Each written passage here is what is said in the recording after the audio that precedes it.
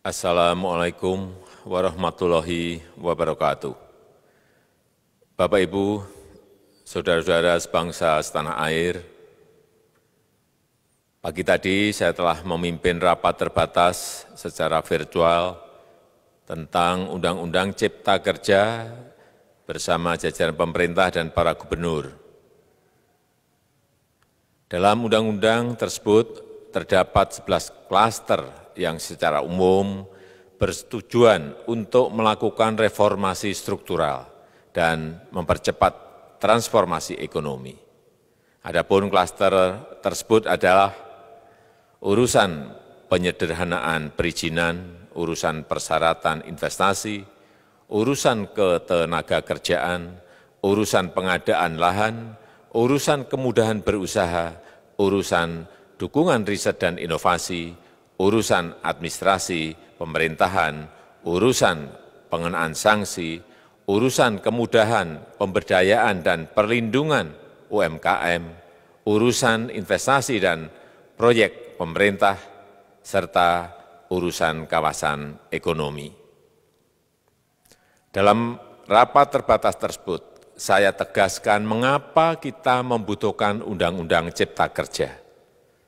Pertama, setiap tahun ada sekitar 2,9 juta penduduk usia kerja baru, anak muda yang masuk ke pasar kerja, sehingga kebutuhan atas lapangan kerja baru sangat-sangat mendesak.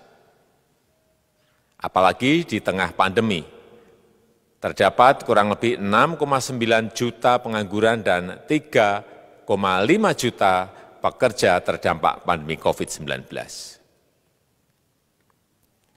Dan sebanyak 87% dari total penduduk bekerja memiliki tingkat pendidikan setingkat SMA ke bawah, di mana 39% berpendidikan sekolah dasar.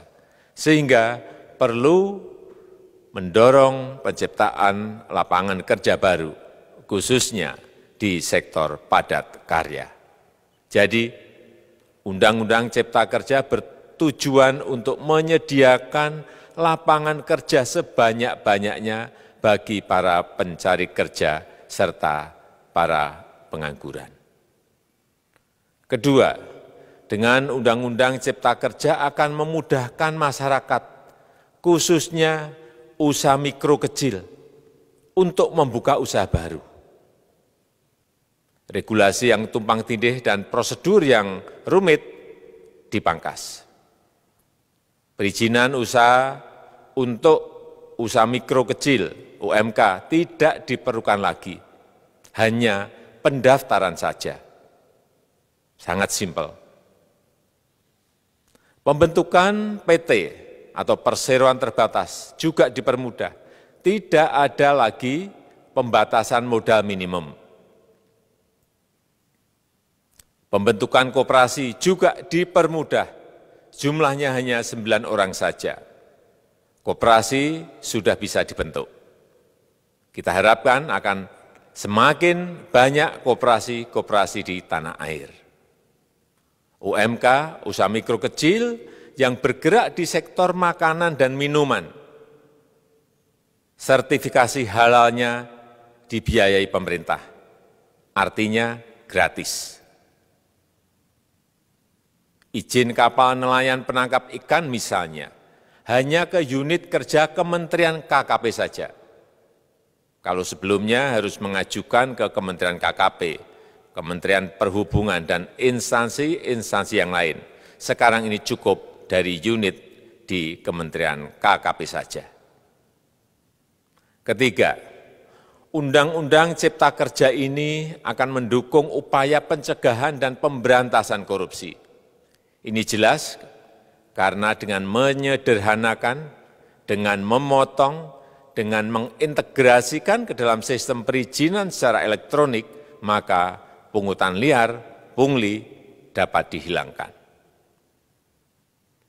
Namun, saya melihat adanya unjuk rasa penolakan Undang-Undang Cipta Kerja yang pada dasarnya dilatar belakangi oleh disinformasi mengenai substansi dari undang-undang ini dan hoaks di media sosial. Saya ambil contoh, ada informasi yang menyebut tentang penghapusan UMP, upah minimum provinsi, UMK, upah minimum kota kabupaten, UMSP, upah minimum sektoral provinsi. Hal ini tidak benar, karena faktanya upah minimum regional, UMR, tetap ada. Ada juga yang menyebutkan bahwa upah minimum dihitung per jam. Ini juga tidak benar. Tidak ada perubahan dengan sistem yang sekarang. Upah bisa dihitung berdasarkan waktu dan berdasarkan hasil. Kemudian adanya kabar yang menyebutkan bahwa semua cuti sakit, cuti kawinan, cuti khitanan, cuti baptis, cuti kematian, cuti melahirkan, dihapuskan. Dan tidak ada kompensasinya. Saya tegaskan juga ini tidak benar. Hak cuti tetap ada dan dijamin. Kemudian apakah perusahaan bisa mem-PHK kapanpun secara sepihak? Ini juga tidak benar. Yang benar, perusahaan tidak bisa mem-PHK secara sepihak. Kemudian juga pertanyaan mengenai benarkah jaminan sosial dan kesejahteraan lainnya hilang. Yang benar, jaminan sosial tetap ada. Yang juga sering diberitakan tidak benar adalah mengenai dihapusnya AMDAL, analisis mengenai dampak lingkungan. Itu juga tidak benar. AMDAL tetap ada. Bagi industri besar harus studi AMDAL yang ketat. Tetapi bagi UMKM lebih ditekankan pada pendampingan dan pengawasan. Ada juga berita mengenai Undang-Undang Cipta Kerja ini mendorong komersialisasi pendidikan. Ini juga tidak benar. Karena yang diatur hanyalah pendidikan formal di kawasan ekonomi khusus, di KEK. Sedangkan perizinan pendidikan tidak diatur di dalam Undang-Undang Cipta Kerja ini. Apalagi perizinan untuk pendidikan di pondok pesantren. Itu tidak diatur sama sekali dalam Undang-Undang Cipta Kerja ini. Dan aturannya yang selama ini ada tetap berlaku. Kemudian diberitakan bahwa keberadaan bank tanah. Bank tanah ini diperlukan untuk menjamin kepentingan umum, kepentingan sosial, kepentingan pembangunan nasional, pemerataan ekonomi, dan konsolidasi lahan serta reforma agraria. Ini sangat penting untuk menjamin akses masyarakat terhadap kepemilikan tanah, kepemilikan lahan. Dan kita selama ini tidak memiliki bank tanah. Saya tegaskan juga bahwa Undang-Undang Cipta Kerja ini tidak melakukan resentralisasi kewenangan dari pemerintah daerah ke pemerintah pusat. Tidak ada. Perizinan berusaha dan pengawasannya tetap dilakukan oleh pemerintah daerah sesuai dengan NSPK, norma, standar, prosedur, dan kriteria yang ditetapkan pemerintah pusat. Ini agar dapat tercipta standar pelayanan yang baik di seluruh daerah. Dan penetapan NSPK ini nanti akan diatur di dalam PP atau peraturan pemerintah. Selain itu, kewenangan perizinan untuk non-perizinan berusaha tetap ada di Pemda, sehingga tidak ada perubahan. Bahkan kita melakukan penyederhanaan, melakukan standarisasi jenis dan prosedur berusaha di daerah.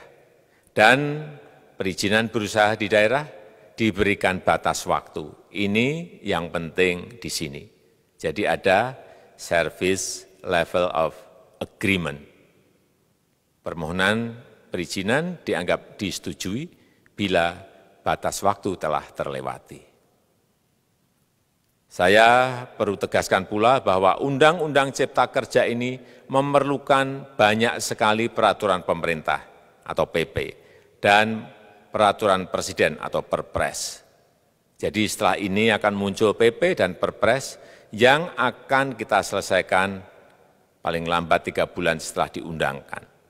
Kita pemerintah membuka dan mengundang masukan-masukan dari masyarakat dan masih terbuka usulan-usulan dan masukan dari daerah-daerah. Pemerintah berkeyakinan melalui Undang-Undang Cipta Kerja ini jutaan pekerja dapat memperbaiki kehidupannya dan juga penghidupan bagi keluarga mereka.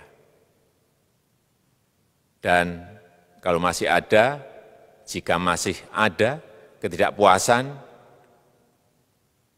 terhadap Undang-Undang Cipta Kerja ini, silahkan mengajukan uji materi atau judicial review melalui MK, Mahkamah Konstitusi. Sistem ketatanegaraan kita memang mengatakan seperti itu. Jadi, kalau masih ada yang tidak puas dan menolak, silahkan diajukan uji materi ke MK. Saya rasa itu yang bisa saya sampaikan pada kesempatan yang baik ini. Terima kasih.